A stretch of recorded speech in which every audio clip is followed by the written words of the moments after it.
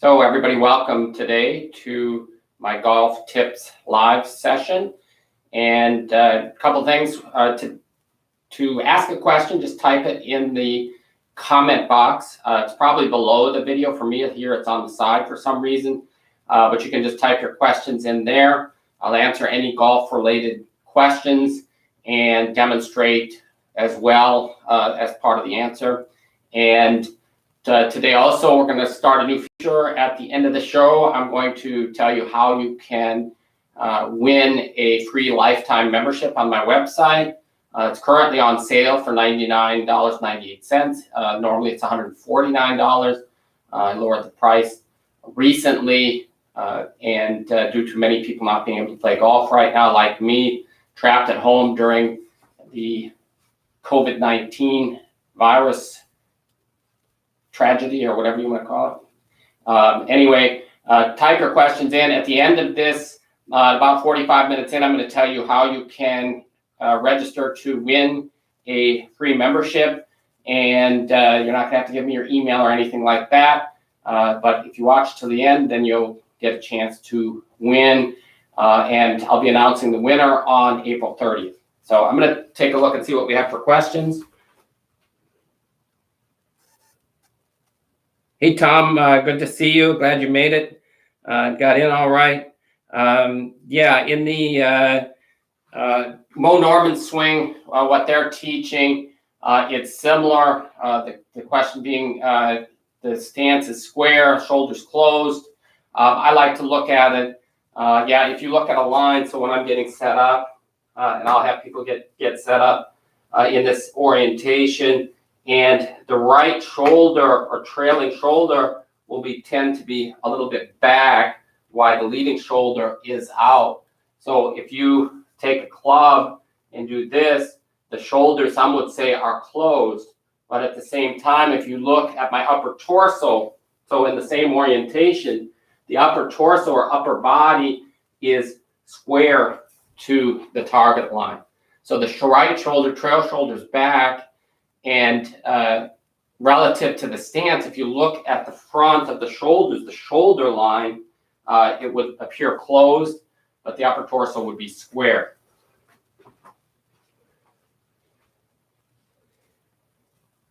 Hey, Robert, do I prefer to see students play a slight draw or a cut? It doesn't bother me either way. I try to hit the ball pretty straight, trying to balance out my face and path, so I have a neutral path with a square face. I played a lot of years hitting a draw. The problem with those is the draw can get away from you if it doesn't draw. Basically, it's a path, the pass from inside. To get it the same degree every time, it isn't easier to hit the ball straight. I think it's easiest to hit the ball straight with a neutral path and face, meaning a straight shot. And I know in the past it was said straight shots, an accident Ben Hogan said that until he saw Moe Norman. But today I see a lot of players like Bryson DeChambeau, who's also single playing, and hitting the ball straight. And I think that today's clubs are pretty much set up for a straight shot. But again, if somebody's hitting a slight fade and they're hitting the ball in play, and I think a fade is more controllable, that you can stop the ball a little bit better on the green. I prefer, though, a straight shot. Again, if there's a little fade or a little draw, it's not a big deal as long as it's controllable. Each person has to decide how far they want to take, their golf improvement. If they're happy with where they are, I would never change anything. My goal is always to help people improve their games as quickly as possible with the least amount of pain. I don't want people to have to stand there for years and years just to play a little bit better golf. Now, there's guys that want to improve from a 25 handicap down to a 5. Well, that's going to take, obviously, a couple years of hard work and simplifying the swing, which is what I help people do. Simplify your swing in the most easy manner possible. If you're doing it properly, you're going to improve along the way. So, Stephen.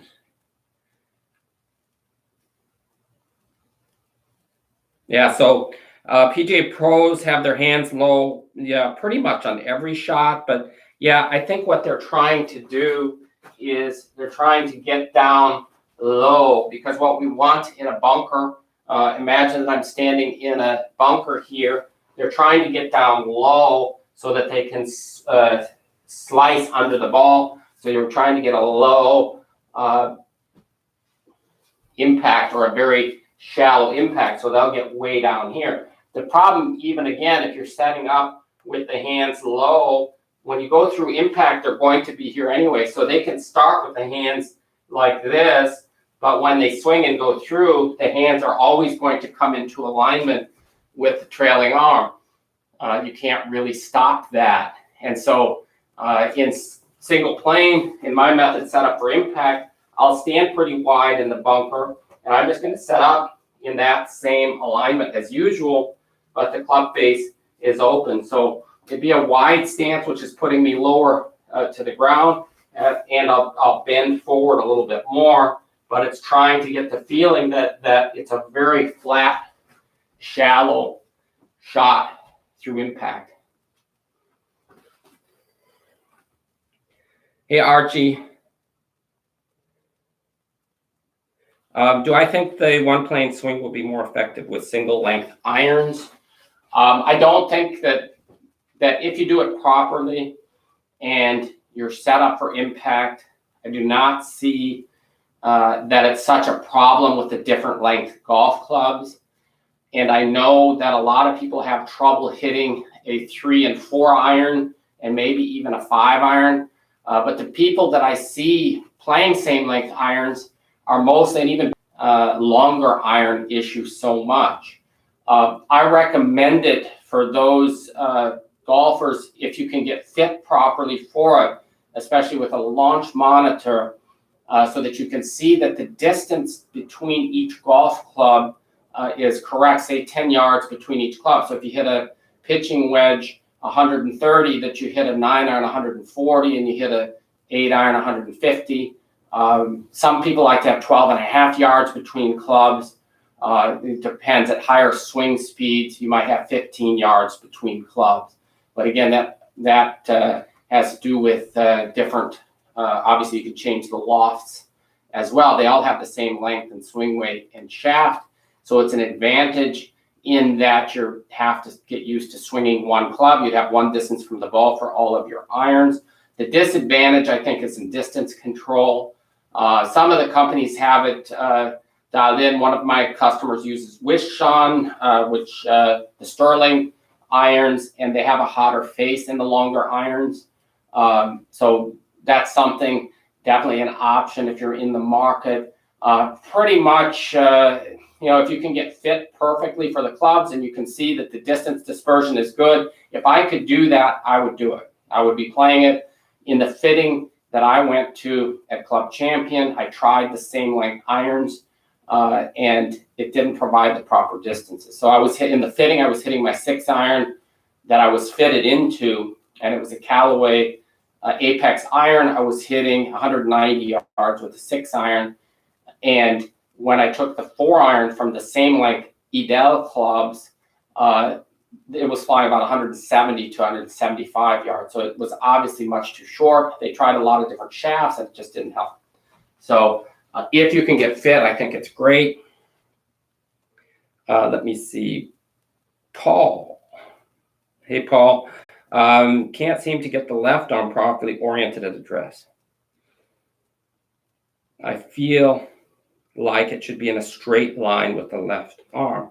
Yeah, so you're the leading arm, the left arm for a right-handed golfer. What we're doing, and what I would do, is just hold the club in front of yourself, and we want to see, if you take the left hand and you put it on, we want to see that let me see that you can see that. We want to see that the butt of the club is pointed underneath the arm. So when you look here, let me see that you can see that. So you can look here, and you could look in a mirror that it looks straight. So it's a straight line. So the grip is a little bit forward. Now, if you're set up, if it's a slightly off here, That's not the main thing. But I want to see if you can hold the club out in front of you and let it hang there, that the bottom of the club. If you grip down a little bit on the grip, just for an example, or to see it better, you should see that it's underneath the arm, so it wouldn't be sticking out. So here, and I can't see this very good with the screen today. Let me see if you can see that. So if I see the grip here, I know it's not in alignment. So when I'm set up here, it's pointed underneath the arm, somewhere I think up towards the rib cage. And you could do this. The wrists here, the wrists are cocked. Here, the wrists uncocked. So this is where it's pointed underneath the arm. And if it's at an angle, it would look like this. A little bit off isn't going to be such a big thing, because as we're moving, it's going to, through impact, we want to have the grip a little bit leading, a little bit more than what we're set up with would be ideal. And at the same time, I don't want to get it too much over either. So, and then checking the orientation of the hand, I do it this way. So I put the leading hand on the club like this. I compare the back of my lead hand to the club face. And again, it's customizable. If from there you see that come down and the face is way open and you hit the ball to the right, then we're going to have to make it a little bit stronger.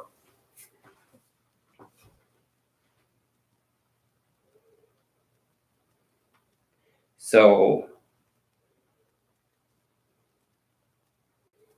and guys, if you have an additional question after you ask your question or a follow-up, then just type it in. Gary, discuss the difference in grip. What's the benefit of the club in the palm rather than fingers? Hey, Gary, great question.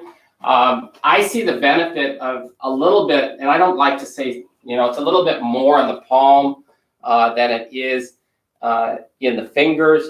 But again, every grip is going to be a mix, because we have both palm and fingers in contact with the club. Single plane, contrary to what a lot of people believe, will work with the grip more in the fingers or with the grip in the palm. So I've tested with a lot of people different configurations. I've found most people do better with it instead of the grip here, moving it just slightly down into the palm. So I'll have people hold the club in front of them like this, and then they will just reach out and grab it like you're going to grab a handlebars of a bike or a railing, and you put it more into the meat of the hand, and then the thumb on, and then come down. I didn't get the orientation right. So then bring it down and see that it fits. If you go too straight across the hand or horizontal with the knuckles, what happens when you come down, you might feel some stress in the arm. So we want to go a little bit more diagonal, so it's kind of in line with the thumb, and hold it that way. And so you can do that, or you can say, I would rather hold it in the fingers like I always have in the lead hand. You're going to have to really check the orientation of the club, but I see people have success with both, and so that's why I'm not such a stickler there. It's more the orientation of the hand that's going to be most important. Bryson DeChambeau holds it in the lifeline, so very through the hands, but he is a very strong person. He's got even stronger this year, and he's able to compensate for the loss in angle between the arms and the club. He's able to compensate with his body motion and creating an angle more in the upper body. So you can do either. And in the trailing hand, I talked about it yesterday in the show, the trailing hand, we're going to fit it in. It kind of depends on grip size. I use thicker grips, and so it feels comfortable to me to be kind of a mix between the two. So I feel the trailing hand actually a little bit more on the fingers and the leading hand more on the hand. And I've tested on my FlightScope, grip more on the palm, grip more on the fingers, and from speed, there's no difference. So I don't see it limiting in that regard. And again, guys, if you have any follow-ups, let me know. At the end of the show, I'm going to be telling you how you can win a free membership on my website. Hey, MH. And guys, if I missed your question or something, this is pretty small text here. If I miss it, then let me know, or just type in again that I missed it. When chipping from off the green, how do you decide where to land the ball? That's a good question. Some divide it into thirds. Others say use different clubs according to distance to the flag. And so, yes, MH, yeah, I'm using the Jumbo Max grips that I use. They're the ultralights. I do not recommend the other ones because they're very heavy unless you're very strong and you like heavy clubs. The ultralights come in at under 50 grams. They're really big, and you know, I really like them. So that's great. So when chipping from off the green, what I'm looking at, let me see if we can, let's just say that the green starts here at the end of this carpet, that's the green, and my ball, well, we have the ball right here, my ball's here, and so I'm always going to look first at the start of the green. So here's the start of the green here, and where this chair is, so I would go from that about 3 feet in to the green, and if it's fairly flat there, that's where I want to land the ball, assuming that I can't putt it. So if this grass is really closely mown and in great shape, I'll probably think about putting it. If I'm not going to putt it, I'm going to chip it. I'm going to land it about 3 feet onto the green. And then I'm going to calculate. So if it's a fast green, and let's just say it's perfectly level, and I'm going to play a chip shot that's going to land 3 feet on the green, there I just want to calculate then with this same swing. I'll use this same swing with every one of my golf clubs. I'm going to calculate how far the ball would roll. So in this case, if it's a fast green, I might be chipping with a sand wedge or a lob wedge. If let's say I have 10 feet to the hole. If I have 20 feet, then it might be a 9-iron landing in the same spot and with about the same swing. And then if it's 30 feet, I might go to an 8-iron and so on. So I would go all the way up to a 4 or 5-iron hitting a chip shot. If I have a really big green, 60, 70 feet to the pin, and it's uphill, say it's in the morning, the greens are wet, I may do that with a 4-iron. Now with a 4-iron, to get the ball to fly that distance, I'll have to make a little bit more swing. So you have to learn a little bit, obviously, distance control and touch with that. But once you've learned the simple chipping technique, then you'd want to have one basic swing and use as many clubs as you can to accomplish the shot. It's far superior to using one club and having 50 different swings. So give it a try and let me know how you do. Where are we? So you're welcome, Robert. Steve, yeah, Bryson, I don't know of any other PGA pros using or trying the single plane swing. There's, of course, some that are closer to it than others. You see some, you know, they're set up with the hands certainly higher. I think that there's a lot of younger people, high school, college golfers that are moving in that direction. And again, I think it's going to take a while for everyone to see the light on this. And my point for most people is that if you're not, 10, 15, 12, 15 years old, and you've been struggling at the game for a long time, single plane or set up for impact is probably the smartest thing you can do, because it enables you to improve so much faster than any other way, simply because we don't have to compensate anymore for setting up here and making impact there. And those are the things, when I taught a lot of juniors a few years back, for 10 years I was in Germany running a golf school, and I had a lot of kids that I taught, and from, say, 100 kids, 2 or 3 become really good at mastering the move necessary from a conventional setup to become really good at golf. And none of those, though, however, would become pros. So they became good. One, probably the best one, actually set up with set up for impact with his club on his impact plane, he became the best player. So I have no doubt with kids, I would recommend that they do it. I think they're going to progress much faster. I have no doubt of that. For anybody that's over 40 years old, there's, I just have, even over 30, I have no belief at all that you have much of a chance to ever copy Rory McIlroy's swing or the tour player's swing. You would have to put an incredible amount of effort in practicing daily, and you would be far better off, and you can become a great player with single playing in 1/10 of the time. So if you put in the effort. If you want to just improve your game, setting up in your impact playing makes it easier. And my system is customizable for every individual. So we're not trying to copy Bryson DeChambeau or Moe Norman. We're trying to find the way that fits you the best. It's not complicated at all.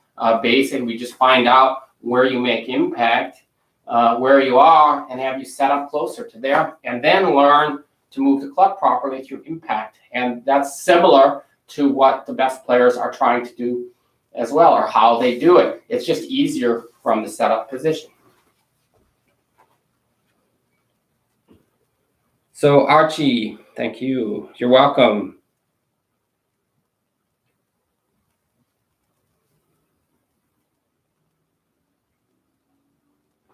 Yeah, Archie, yeah, I recommend larger grips. I recommend trying them, especially if you're using my single plane swing, and really any single plane swing that has you putting the club slightly more into the meat of the hand, the fingers wrap around more. But my feeling really is, even in conventional golf, the grips are so thin, I think it's just really absurd. And I think part of the reason they're so thin is because of the weight issue. They're trying to make the grips and clubs as light as they can so people get more speed without worrying about the accuracy. So on the tests that I've done with people, the thicker grips, and I've done it on the FlightScope, I have people hit balls, and then I put a thicker grip, not even on their own golf club, and they hit it, and I think 8 out of 10 see a big improvement. And when they go back to their own clubs, they can't believe that they, that how thin the grips are.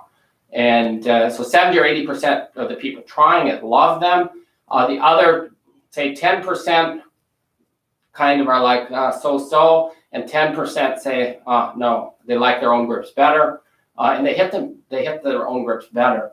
So that's why I say don't change all the grips. Try one, get one, try it.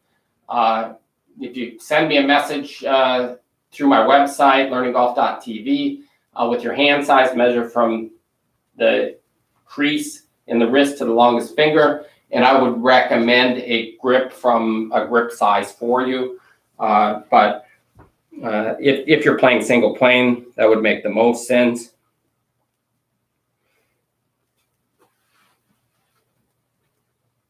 So yeah, the effect on face rotation in the conventional swing, they always thought, yeah, thicker grip will make you leave the face open. It hasn't really been my experience with single plane or with what I teach that I see that at all.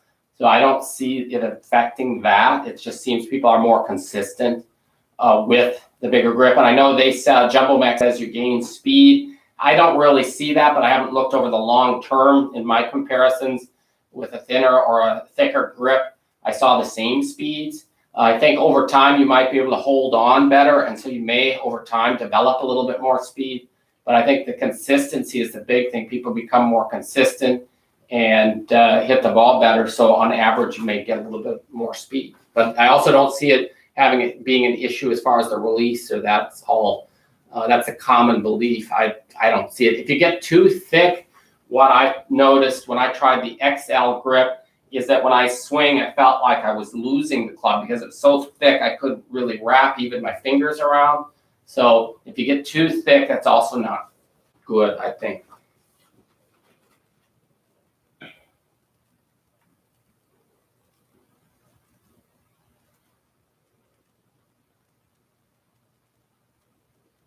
Hey, Paul, No, what I do is I actually set my stance first. So when I'm working on my setup, I'm putting my hands on the club properly first, and then I use the club. So I aim the club, so I sight over the club towards my target like this, and I match that up so that my feet are correct, and then I put the club head down and adjust for ball position. And I know with this camera, the ball position may look a little bit forward in my stance, but if I go more towards the camera, that probably looks like that. So I get set up, and then I go from there. So I'm getting the face aim or oriented with my leading arm. That's how I aim the club face, and then I aim my body with the ball position, and then I set up. And that's part of the setup routine that I have on the website. That's in the second step 2. You can find that there.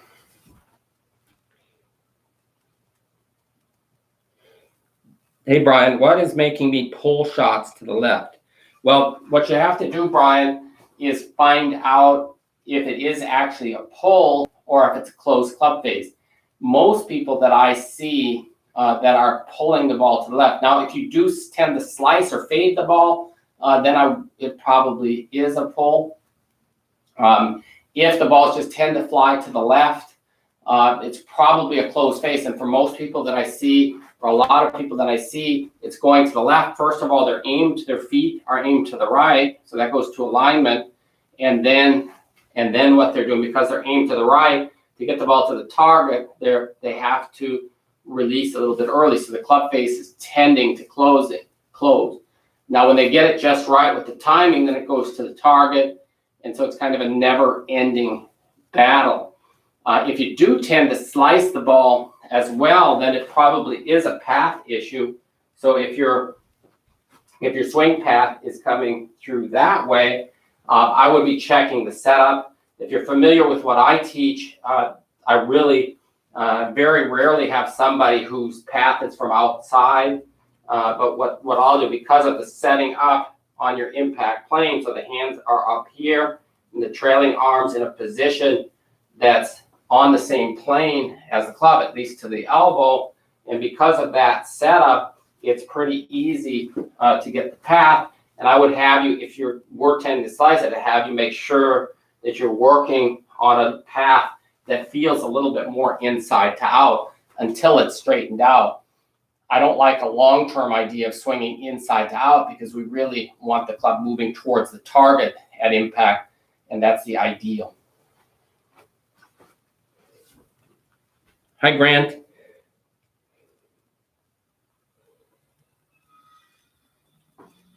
So what is the power source of the swing? Well, in all great swings, the power is really coming and starting from the ground, and so if I didn't turn my body at all, I would have still some power or speed, so I still can create speed, but I'd be using, in this case, I'm just using my arm or my arms. I can use the leverage of the arms, and if I start though to turn my body, then I'm able to create a lot more speed. And so the way it really works is if you get to the top of the swing, we need to have a turn going back, and we need to be able to create turn going forward. So to create turn going forward, it's important to have some flex in the legs and to be able to push against the ground with both feet to create this turning of the hip. So we're turning the pelvis, which starts turning the upper body, and it's a chain reaction starting in the ground and working its way up through the body into the upper body. And if we delay the wrist and have a passive release, that's really how we create power in the swing. So maximum power. You could think if I was going to throw a golf club, but my feet were planted in the ground and had to stay there. Let's say I'm planted in cement, I could only throw the club using body turn. You could imagine the difference in power if I'm allowed to move my feet, that I could obviously create a lot more power. So I'm not a fan of people trying to keep the feet flat. I know they say it's for stability and other reasons. It doesn't make sense. and it's very restrictive, and I see it ruining a lot of golfers.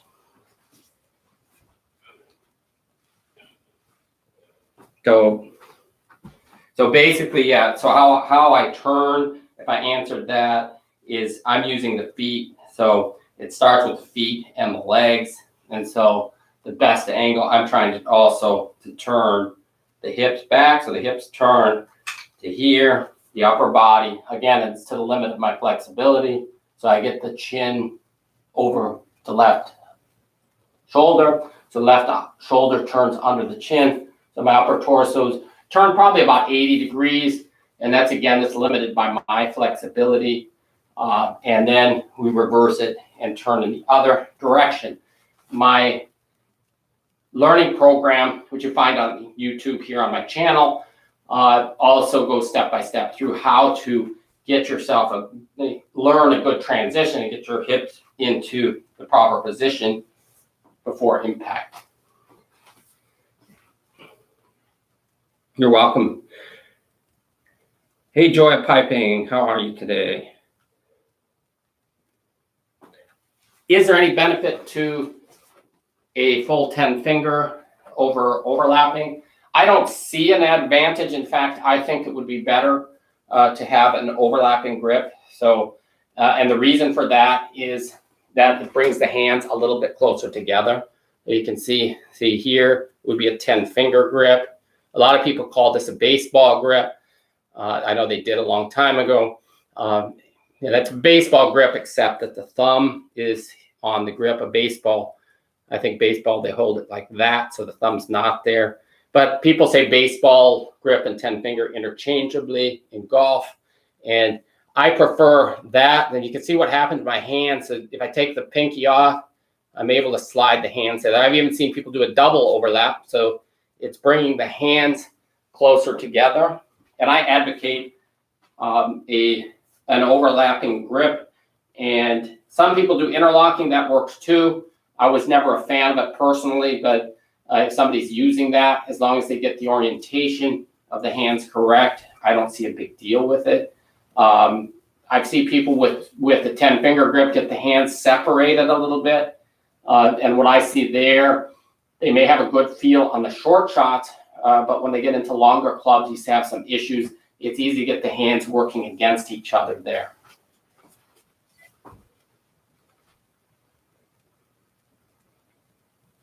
Hey, Tom, what are the pros and cons? Well, it's all about, hold on one second, it's all, sorry about that. It's all about spin and distance. For some people, it's about feel, which ball to use. I have here mostly, whoops. I have here mostly Pro V1s, just because I'm used to those. I know how they react around the green and the spin. I'll use similar balls. Callaway has some decent balls, as do other companies. I like to play the same ball, the same type of ball all of the time. I'll almost never use a harder ball. I have some friends who will use a Pinnacle when they want to hit it farther off the tee. I'm just, I even don't see it that much of a difference. The ball will roll a little bit farther. That's for sure. I don't think it flies much farther, but it definitely will roll farther. So I would look at your budget and then choose a ball, that fits that. And if you play balls that you find, as a lot of people do, then just when you find balls, just kind of sort them out and save the better ones for tournaments. If you're on hard and fast conditions, where the greens are fast and and hard, you're going to need a softer ball that spins. If it's wet and the ball's not rolling a lot, then you could probably use any ball. And again, it depends on your game. As far as how you play, you should play a decent ball. Medium hardness is fine. Or a softer ball would spin when it gets a little bit faster conditions. So save the really good balls maybe for tournaments, or if it's hard and fast conditions. You just want to know how the ball is going to respond, especially around the green. Hey, Steve.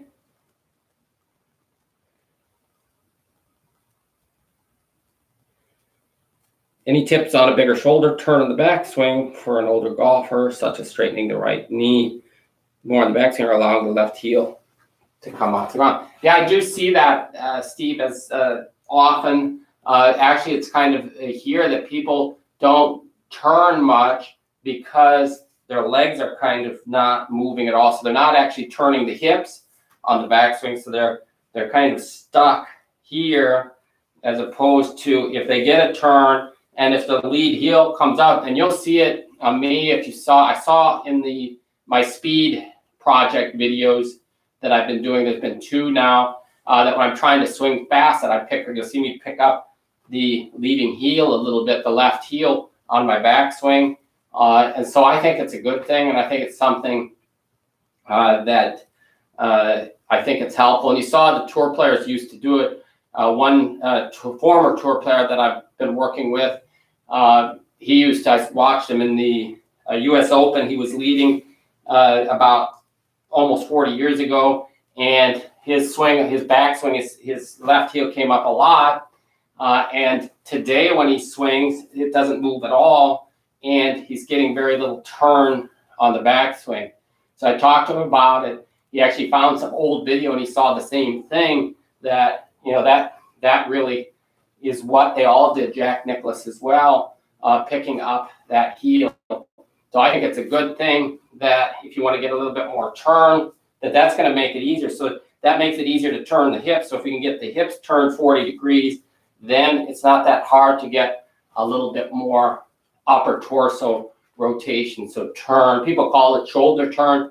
We're really rotating the upper body. So in my drills that you can see on the YouTube channel, they're also on the website for my members, and in my practice sessions, I'll have people doing that. So working on getting there. I don't like to straighten the right leg on the backswing because we need that pressure in the trailing foot, and we need the bend in the leg so that we can push a little bit better to get the hips moving a little bit faster. So it's an advantage to be able to push there to get the turn going. If we straighten it, and for a lot of people, the weight goes to the outside of the trailing foot, then we can't get started to get back in the other direction.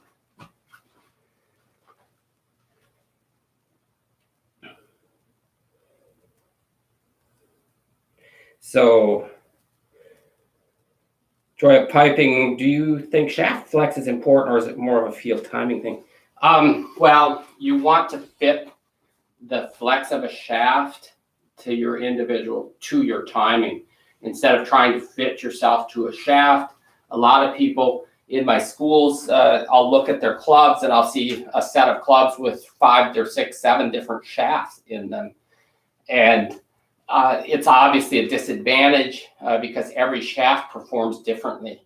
And so my shafts, I actually get, they're pured, which means each shaft is put into a machine, and they find the strongest part of the shaft. And it's almost covered up by the grip here, but there's a sticker from Pure here right on, so it's right along the back of the iron. So when I hold it this way, that's the strongest point, and that's so every shaft performs the same. When I was fit for golf clubs, what I did is first they took a club head that was similar to the clubs that I had been playing, and then we were able to, what they do is they screw in shafts that I can try, and we just go by the numbers from TrackMan and my feel. And so I hit a lot of clubs, they felt pretty good, and it was with a 6-iron, and the balls were flying 170, 175. And I think with my 6-iron that I brought with to the fitting, I was hitting about 175 to 180 on a good one.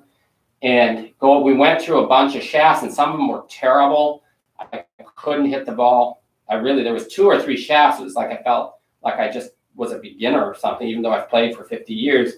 And then they gave me this shaft, which is a steel fiber shaft. It was a new one that just came out. They put it in, and it was like unbelievable.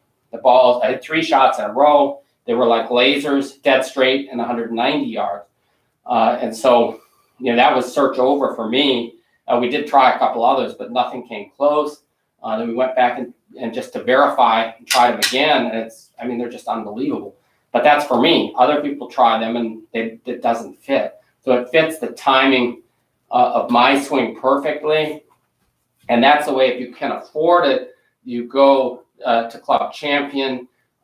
When you do it, give them my name, tell them you're working. You just put the name in when you sign up online, or if you sign up over the phone, give my name as your pro, you save 5%. So it's a pretty good deal. And you really need to do something like that. The second choice, which some people aren't near a Club Champion, they're all over the U.S. now.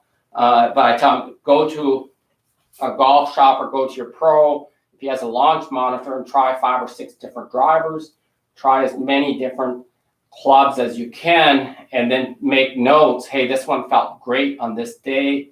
And you really just want to keep trying and trying until there's a certain shaft that feels fantastic. The advantage with Club Champion Golf is that they can try from every manufacturer. So they can from every manufacturer, every shaft they can put at any head. So it doesn't have to be Callaway or Ping, or each manufacturer has few shafts that they use. Club Champion has the possibility of hundreds of different shafts for even a set of irons. So it's a good deal. Where are we here?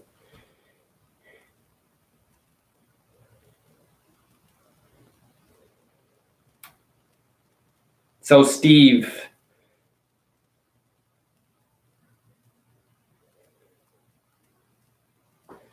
yeah, I like the golf machine. The concept, it's kind of like a training manual.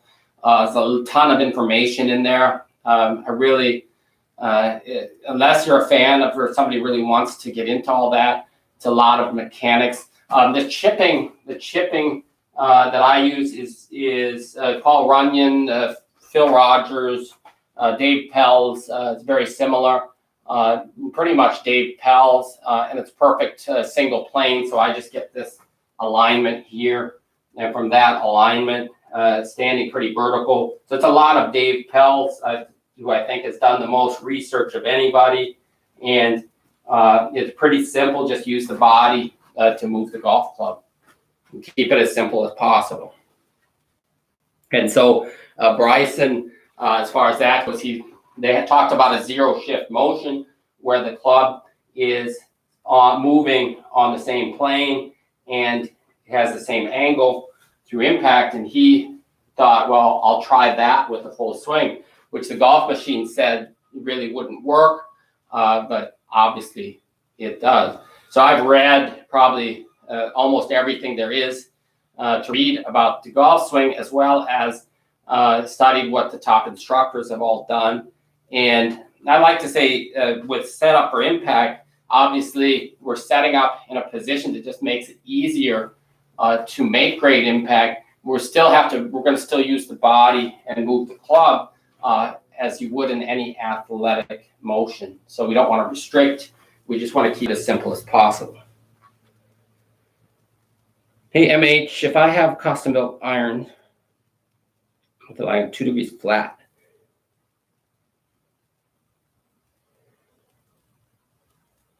2 years flat, 2 degrees flat from my last year's setup. So with the lie angle shouldn't change if you keep the same distance from the ball. So if this is your setup conventionally, the fact is going to be that at impact, it's going to be there anyway. So it's going to be here. So you're not going to make impact on that plane. You're going to make impact on this plane. And so if we change it and say, I'm going to set up here, then the need for the lie angle is going to be the same. If you move the ball farther away, now what you're going to do, the angle is going to be different at impact. You're going to need flatter clubs. If you set up closer, Bryson sets up pretty close to the ball, which is why he needs upright iron. So it's more a function of your distance from the ball. What you need to do is hitting off a lie board check to see that the club fits at impact. So it's not that it should sit flat at setup. Although with the single plane swing, when you're set up, the toe should only be slightly in the air because the club will bend down. The shaft will bend the toe down a little bit. It's called droop.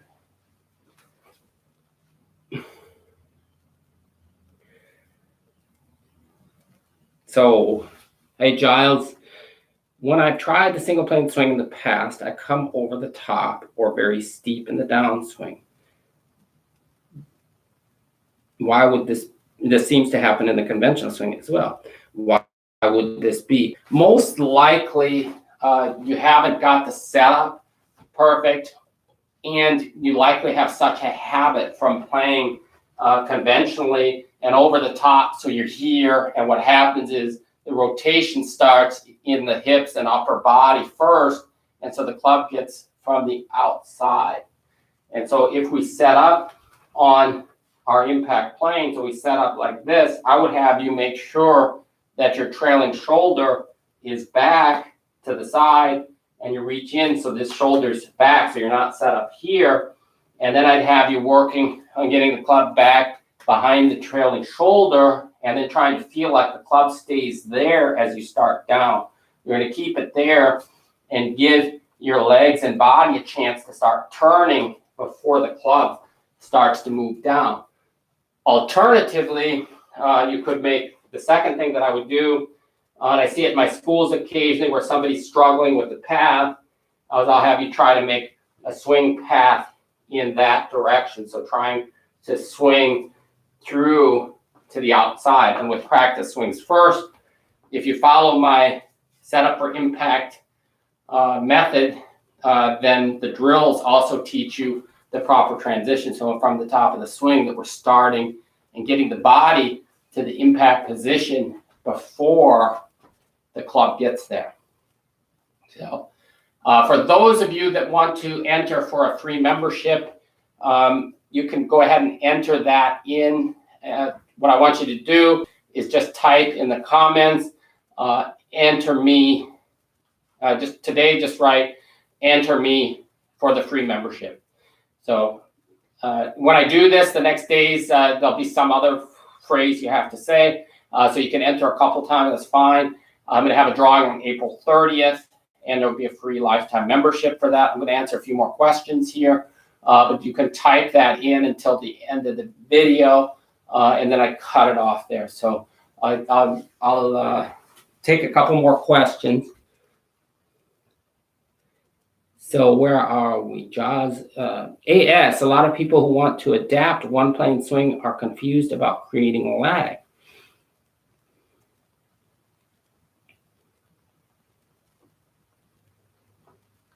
Yeah, so yeah, you would have to understand what creating lag. So if I'm setting up here with my wrists uncocked, as long as we get the wrist to a cocked position, what's going to be considered lag is that the club head is lagging the iron. So the club head's lagging the arms. So I just have to, you have the same chance to create lag as you would in any other swing. But because of the setup or impact setup, because we're already set up on the impact plane, I find it's actually easier for people to be able to work on creating lag because of the setup. You don't have to work so hard to get the club face squared through impact. You can simply focus on moving the club properly through, and you can work on things like lag because you don't have to compensate. You don't have to compensate for the setup. And so it's a lot easier to create lag. If you see my speed project videos, I've done 2 of them, probably going to film the 3rd one today where I'm working on building speed. There's certainly nothing limiting speed in the single plane swing. And if you look at Bryson DeChambeau, that's easily proven. I know he's strong, but if you look at long drive guys, actually 2 of the women that won the last couple of years, they're single plane. So they're set up on their impact plane and they rip it. And they're using, if you watch their body, you see a lot of body and leg motion.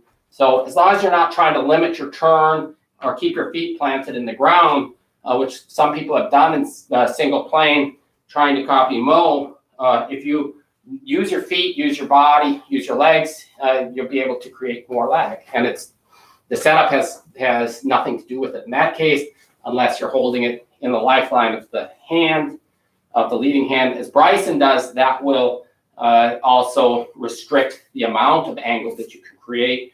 It obviously doesn't stop him, though, from hitting the ball very far.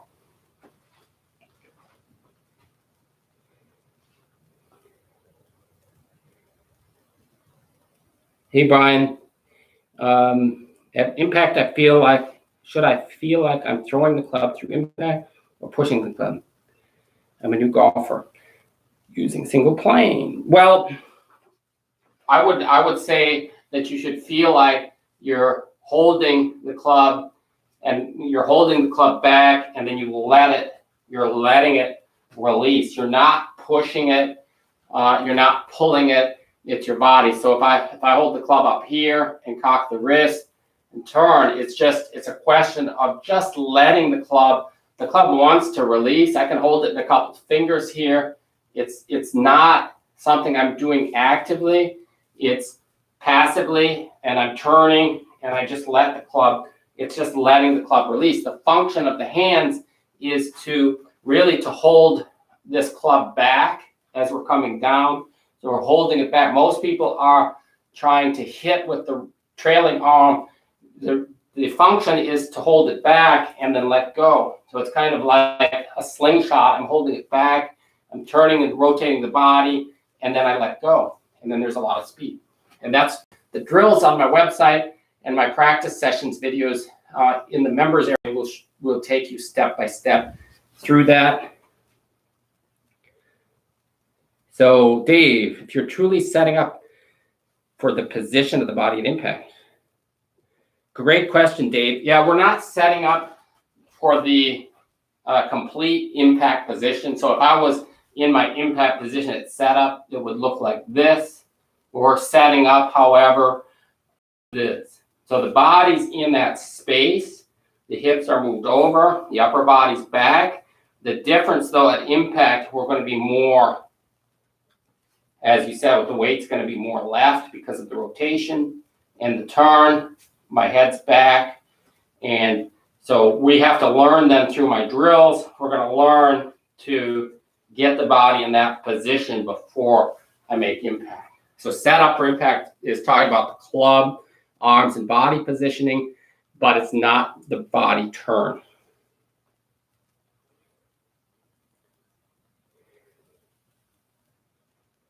Hey, Tom. Yeah, we're not playing golf in, Florida, some places you can play. Palm Beach County and the counties to the south of me. So I'm in Palm Beach.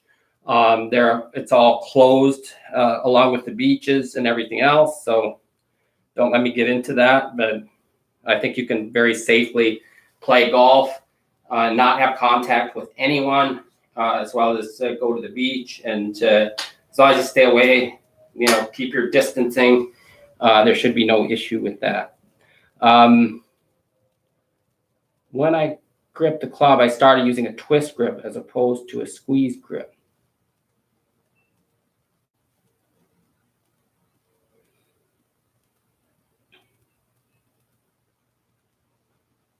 So twist grip, I'm not sure what you're referring to as far as a twist grip. If you mean having the fingers interlocked. What I do, I have a video, single plane grip, which you can see on YouTube. So if you put in single plane grip on my page or my channel, you'll see how I advise gripping, but I put the hands on and fit them together, and they should be comfortable. I don't like to squeeze a lot, so I would like the hands to be on a scale of 1 to 10, about a 5, and to stay as relaxed as possible through the swing. Overlapping is my preferred grip. So overlapping the finger here and interlocking will work as well, as will 10 fingers, as long as there's not a space between them. I prefer, however, overlapping. And then the orientation of the club, again, that's customizable within my method, but the orientation is going to be so that I have the hand neutral. But again, that's customizable. And you can see that on the grip video. Hey, Gene, good to see you. I have a tendency to move my head during the swing. Yeah, so Gene, when you're doing the drills, and you've done a really good job working on your golf swing, when you're doing the drills, what I want you to do is to get somewhere where you can see your reflection. Here I can see the video in the background from me standing here, but it's a little bit of a delay, so that wouldn't work. But you could set up an iPad or something in front of you with a camera shooting like a mirror image, and you could get it set up there and then just watch yourself and practice moving through the drills to see that your head stays in position. And as you know, it should stay in position until we're getting into drill 5, which is in that area. Some people won't have the flexibility and will start to have to stand up after impact a little bit earlier. But just practicing is something for me too. I would tend to move my head slightly forward and then it comes back. And so I'll just work on keeping it there, even if it's looking in a mirror. But that's the best way to work. Make swings without it, without hitting golf shots. Make swings to get a feel for it. And then when you have that feel, then you take that to the ball, starting with short shots. But workout, so something, I'll hit some short shots, then just seeing that I'm staying. I watch the ball, and if I look at the ball and focus on the ball, I can see if my head's moving. So again, guys, you can, if you haven't done so, put enter me for the contest, and I'm going to put down your names and drawing on April 30th.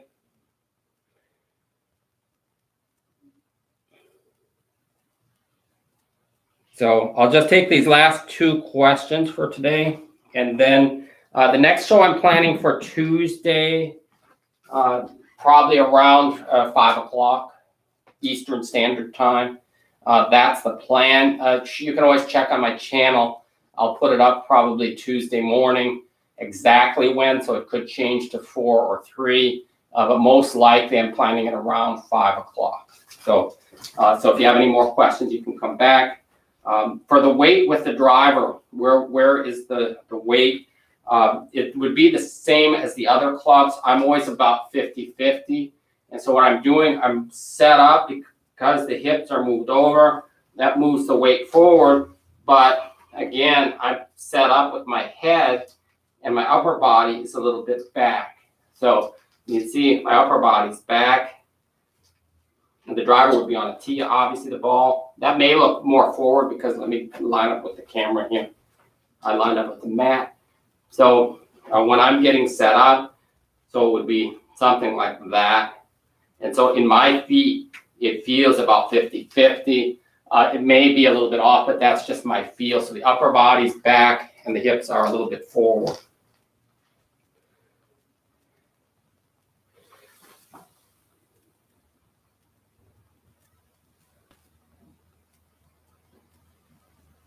Yeah, you can, if you are a member, you can give the membership to somebody. If you win the membership, then you can you can pass it on. How do I determine if I'm standing the correct distance from the ball? Great question, Kirk. Good name. Yeah, to find the distance from the ball, what I'll have people do, and I can't really make a lot of swings here, but I'll have people set up and I'll have them make some swings, just making contact with the ground. That you make contact with the ground a few times. And if you're on grass, you can see it really well, but if you're not, just pay attention to where the club's hitting the ground so I see it right there.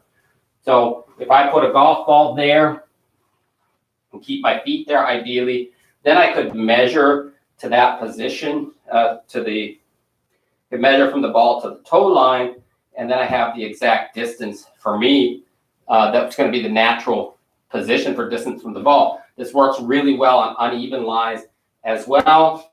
I'll do it like this. So if I'm set up to hit a shot, I'll make some practice swings, and I'll note where I'm making contact with the ground, and then I'll see that I move my feet in exactly that amount. So that works for any club.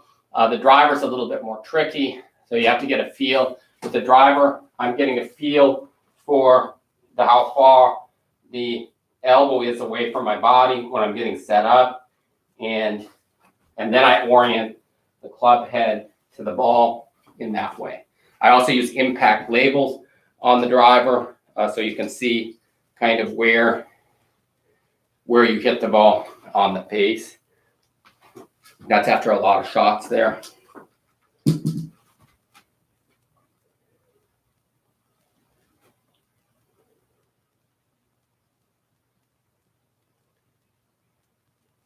Yeah, thank you, Steve. Yeah, guys, if you click like, the thumbs up button, it helps a lot, as do your comments. If you want to support my work, you can visit my website. I do have a discount now on the lifetime membership, and that allows you to send in videos also of the drills or your swing for my review. That's included in the membership. You can actually send in 4 videos a week, and also information on schools. And I'm going to do a lot more of these golf tip live shows, and I think the next one will probably be about Tuesday at 5 o'clock, but check my channel, 5 p.m. It may end up being a little bit earlier, but again, I just have to check my schedule. Right now, I'm pretty much stuck here at home, so I'm going to be doing as many of these as I can. So if you have any questions, let me know, and let me just check and see if Yeah, if you are a member already, you could gift it to somebody, or if you did win, you can just say pass it on to the next guy. That's fine. Again, thank you very much for watching. If you are not subscribed, click the subscribe button below, the red button there. And liking this video helps also. So I appreciate it. Have a great day, stay safe, and take care.